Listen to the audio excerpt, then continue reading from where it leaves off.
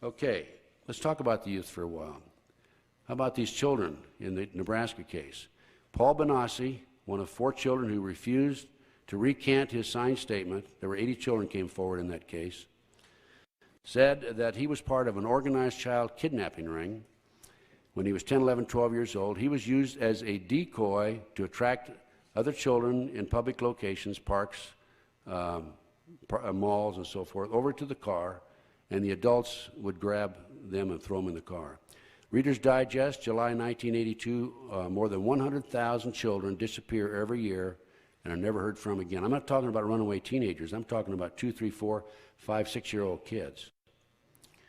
In the Nebraska case, Paul said that these kids are kept in safe houses across the country and ultimately auctioned off in Las Vegas, Nevada, an airstrip there, and also Toronto, Canada. And in this particular case, he said he's attended 6 such auctions in Las Vegas. The least number of children were 6, the most were 36. The average kid, 10, 11, 12 years old, blue-eyed, blonde hair, sells for about $50,000. I wrote a letter to the Attorney General of the United States, William Barr, wrote a letter to the FBI, wrote a letter to the Governor of the state of Nebraska, I wrote a letter to the Attorney General of the state of Nebraska, and I told him about this. And I told him, don't believe me, I only used to be in charge of the FBI in Southern California. Come see me, I'll give you my sources. You can talk to the people that I talked to, the people that gave me statements. And you know what? I received 2 responses. Number 1, my sources were not credible. Number 2, you don't have the proper documentation. I immediately documented my information and sent a 20-page document back. I have not received any response today. How about the McMartin case? Okay, everybody's familiar with that, being in this area. You are aware, of course, that the children said they were taken down in tunnels under the school, and they were taken through the tunnels up into the triplex next door, taken out into automobiles and prostituted. These are 2, 3, 4-year-old children. And the authorities came in and said, well, I don't think these children are telling the truth. They're imagining this. And so they said they were fantasizing. And of course, we know what happened. Ray Buckey was hung jury twice out. Virginia, or the old lady, Miss McMartin, acquitted. Well, in the spring of 1990, I had an opportunity to gain control of the McMartin property. It had been sold from the McMartin family to the defense attorney to a private contractor who was going to build an office on there. Thank you. Thanks a lot. See some water back here. And I signed a contract, assumed liability, and took a professional archaeologist in, Dr. Gary Stickle. We spent 34 days, 24 hours a day on that property. We guarded it. Of course, we didn't want anybody coming in and contaminating the evidence. And we found tunnels under the school. The authorities claimed they looked for tunnels. They couldn't find them. We found them. And as far as I'm concerned, the children were telling the truth. But as an outgrowth of this investigation, the McMartin family admitted to one of the mothers, I think it was Virginia McMartin, that she'd been all over the world setting up preschools because they were experts in this particular field. And Roland Summit, a prominent psychiatrist at UCLA, has made the statement in his research that there are at least 50 such schools across the country, preschools, where the children claim they were taken down into tunnels under the school. Now, in discussing the youth, I'd like to talk a little bit about the Finders case.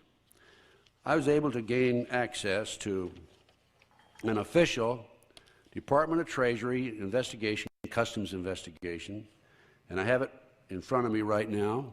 And in 1987, the Tallahassee, Florida Police Department received a call, anonymous call, from a lady who said that there were 2 strange-looking men with 6 children in the park. They went out and checked the children out and saw the men. The men were well dressed. The children were rather skimpily dressed. The children did not know how to use the toilet facilities or the telephone. The police arrested them. As a result of information in the van, they found the computer disks and so forth. The police sent the information to the Metropolitan Police Department in Washington, D.C. The Metropolitan Police, with search warrants, went out and checked the location where the children were kept, and the warehouse where some of the activity supposedly took place. They found computer disks, and they found evidence of satanic cult activities and ceremonies. They found pornographic material. They found and documented that this finder's case involved the purchasing of children, trading of children, and kidnapping children all over the world. Locations which were observed and were contacted in connection with this international child ring, which also included information about terrorist activity and secret bank accounts, were London, Germany, the Bahamas, Japan, Hong Kong, Malaysia, Africa, Costa Rica, and Europe. The customs agent, very diligent and very conscientious in his efforts to find out what the problem was and get to the bottom of this, contacted the Metropolitan Police Department at the location where this search took place. And I'm looking right now at his final and closing memo, and I'm going to quote it. He went there to talk to them, the Metropolitan Police. I was advised that all the passport data had been turned over to the State Department for their investigation. There were some passports that were found not only in the warehouse but also in the van. The State Department in turn advised the Metropolitan Police that all travel and use of the passports by the holders of the passports was within the law and no action would be taken. This included travel to Moscow, North Korea, and North Vietnam from the late 1950s to the mid-1970s. Well, weren't we at war with those people in that period of time? Yes, we were.